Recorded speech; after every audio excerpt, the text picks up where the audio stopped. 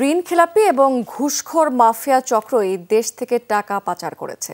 সংশ্লিষ্ট দেশের সহায়তা ছাড়া পাচারকৃত অর্থ দেশে ফিরিয়ে আনা সম্ভব নয়। ব্যাংক খাত সংস্কার নিয়ে আয়োজিত সেমিনারে এসব কথা বলেছেন অর্থনীতিবিদ অধ্যাপক আবু আহমেদ।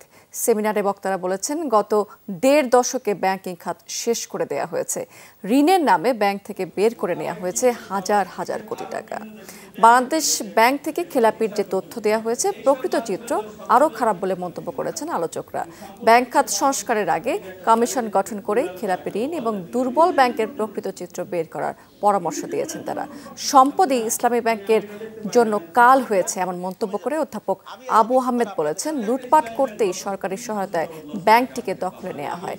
সৎ এবং যোগ্য লোক দিয়েই ব্যাংকটি পুনর্গঠনের উদ্যোগ নেওয়ার পরামর্শ দিয়েছেন তারা।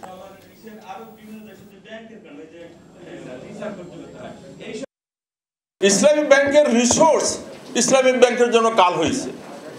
ওই এক জায়গা থেকে অর্ডার এসেছে। ওই সালাম তো শুধু কিছু না, এজেন্ট, নাথিং এলস। এই যে মাফিয়া গ্রুপ সৃষ্টি করা হয়েছে, এরাই তো টাকা পয়সা নিয়ে গেছে। কোনো মধ্যবিত্ত, কোনো গরিব লোক তো নেয় নাই, কেউ তারা পাচার করে নাই।